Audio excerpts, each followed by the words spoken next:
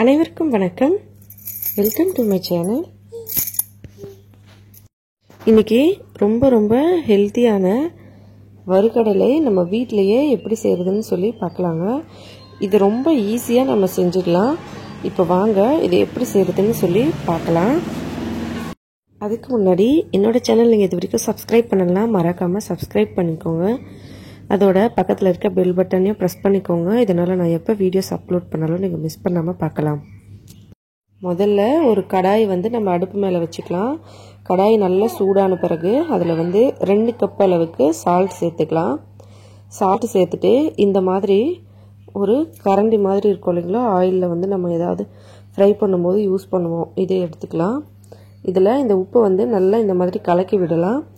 உப்பு நல்லா சூடு ஏறணுங்க. நான் இந்த மாதிரி நல்லா கலக்கி விடலாம். அப்போ தான் எல்லா சைடும் இது சூடு ஏறும். நம்ம ஒரே மாதிரி போட்டு வச்சிட்டோம்னா அடியில் மட்டும் சூடு இருக்கும், மேலே சூடு இருக்காது. அதனால் இந்த மாதிரி கலக்கி ஒரு 3 நிமிஷம் இதை நல்லா சூடு பண்ணலாம். இங்கே கொண்டைக்கடலை 1 கப் அளவுக்கு எடுத்து வச்சுருக்கேன். நம்ம எவ்வளோ வேணால் எடுத்துக்கலாங்க.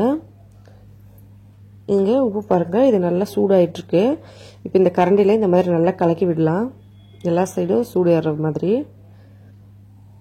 இதில் நம்ம அந்த கொண்டைக்கடலையை போட்டுட்டு அள்ளும்போது நமக்கு அந்த சால்ட்லாம் கீழே கொட்டிடும், கடலை மட்டும் இது மேலே நிற்கும். அதனால தான் பாருங்கள், இந்த உப்பு இந்த மாதிரி சின்ன சின்ன கட்டி மாதிரி தெரியுது.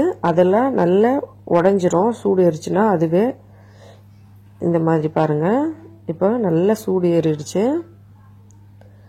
இந்த மாதிரி நல்லா சூடாக இருக்கணும். அப்போ தான் நமக்கு கரெக்டாக பொரிஞ்சு வரும்.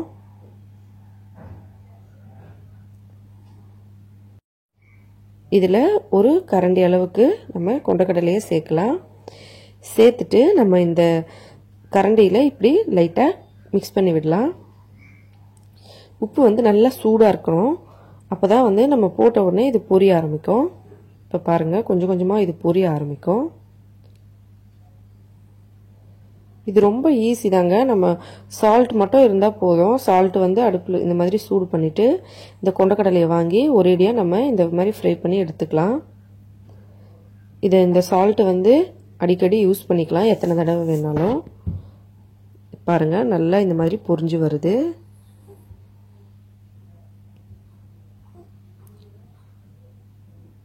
பாருங்கள், இந்த மாதிரி நல்லா பொரிஞ்சு வரணும். இப்போ இதை இந்த மாதிரி கரண்டியில் இப்படி எடுத்தோம்னா சால்ட்டெல்லாம் கீழே போயிடும், நமக்கு இந்த கொண்டைக்கடலை மட்டும் வந்துடும். இதை எல்லாத்தையும் நம்ம எடுத்துடலாம். இப்போ எடுத்துகிட்டு நான் மறுபடியும் இன்னொரு தடவை உங்களுக்கு இதை போட்டு காட்டுறேன்.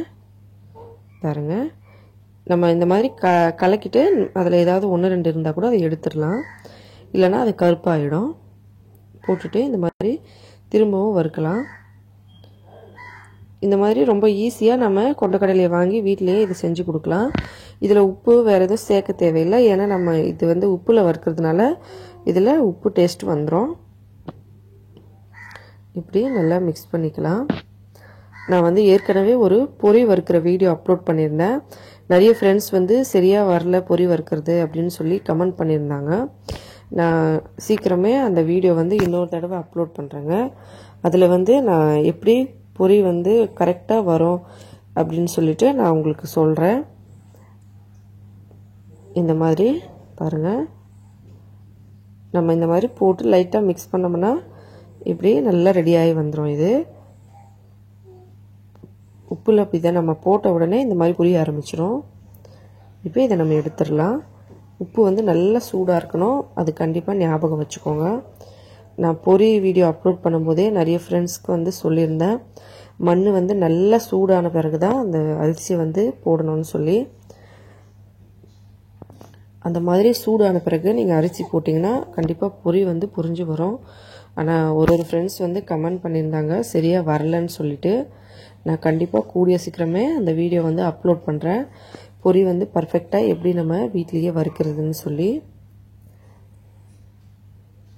இப்போ இந்த மாதிரி பாருங்கள், திரும்பவும் ஒரு தடவை நான் போட்டு காட்டுறேன். இப்படி போட்டுட்டு திருப்பவும் இதே மாதிரி தான் ரொம்ப ஈஸியாக நம்ம இந்த மாதிரி வறுத்துடலாம்.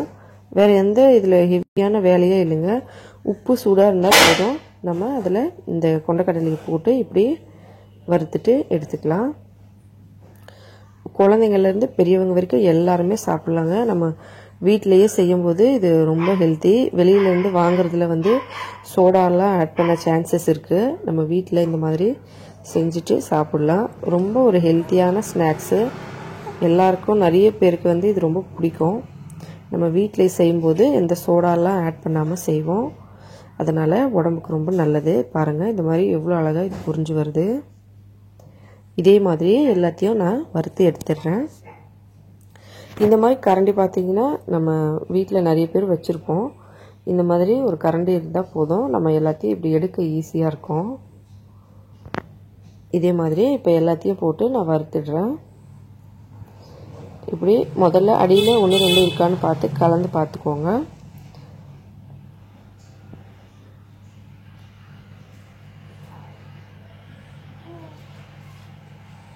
இப்போ பாருங்கள் எல்லாத்தையும் நான் வறுத்து எடுத்துட்டேன். இந்த மாதிரி வீட்லேயே செஞ்சு பாருங்கள். உங்களுக்கு இதை செய்யறதுக்கு கூட டைம் ரொம்ப கம்மியாக தான் பிடிக்கும். அதோட ஈஸியாக செஞ்சிடலாம். கண்டிப்பாக ட்ரை பண்ணி பாருங்கள். வீட்டில் இதை எல்லோரும் செஞ்சு சாப்பிடுங்க. நல்ல ஹெல்த்தியான ஒரு ஸ்நாக்ஸு. இந்த வீடியோ உங்களுக்கு பிடிச்சிருந்தால் லைக் பண்ணுங்கள். உங்களோட ஃப்ரெண்ட்ஸுங்களுக்கெல்லாம் ஷேர் பண்ணுங்கள். என்னோடய சேனல் நீங்கள் இது வரைக்கும் சப்ஸ்கிரைப் பண்ணலாம். மறக்காமல் சப்ஸ்கிரைப் பண்ணிக்கோங்க. இதே போல் இன்னும் பல வீடியோஸ் பார்க்குறதுக்கு இந்த வீடியோவை பார்த்த அனைத்து நண்பர்களுக்கும் மிக்க நன்றி. வணக்கம்.